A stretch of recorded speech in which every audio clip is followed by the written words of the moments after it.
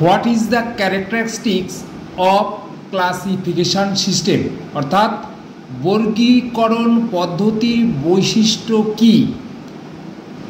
একটি বর্গীকরণ পদ্ধতি নিম্নলিখিত বৈশিষ্ট্যগুলি থাকা উচিত। নাম্বার 1, শিডিউলস অর্থাৎ তালিকা। তালিকার উপস্থিতি হল বর্গীকরণ পদ্ধতির অন্যতম গুরুত্বপূর্ণ বৈশিষ্ট্য। নাম্বার 2, ইন্ডেক্স অর্থাৎ নির্ঘণ্ট। বর্গীকরণ পদ্ধতিতে অবশ্যই নির্ঘণ্ট থাকা প্রয়োজন, কারণ নির্ঘণ্টের সাহায্যে ব্যবহারকারীরা তাদের কাঙ্ক্ষিত উপাদান সহজেই এবং কম সময়ে খুঁজে পেতে পারে। নাম্বার 3, টেবিল অর্থাৎ সারণী। মূল তালিকা ছাড়াও কিন্তু চিহ্ন বা কোডের অতিরিক্ত তালিকা থাকা উচিত, যাতে বর্গীকরণ চিহ্নকে আরও নির্ভুল এবং নির্দিষ্ট করা যায়। নাম্বার 4, ফর্ম ক্লাস অর্থাৎ রূপ বা শ্রেণী।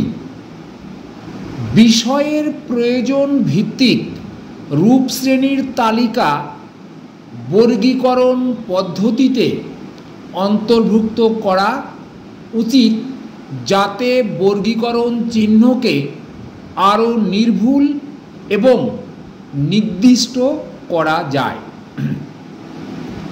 নাম্বার 5, নোটেশন অর্থাৎ চিহ্ন।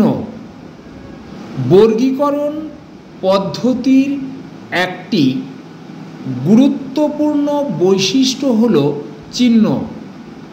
চিহ্ন প্রতিটি বিষয় এবং তার অনুরূপ বিষয়গুলিকে উপস্থাপন করে।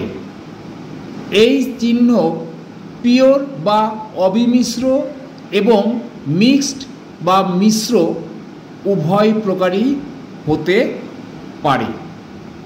লাস্ট ওয়ান,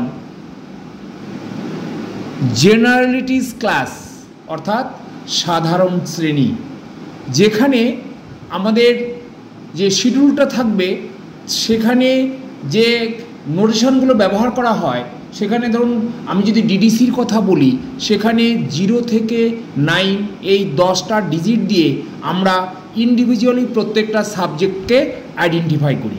তাহলে এখানে 0 মিনস জেনারেলিটিস, এই 0 দিয়ে জেনারেলিটিসের বিষয়গুলোকে আইডেন্টিফাই করা হয়।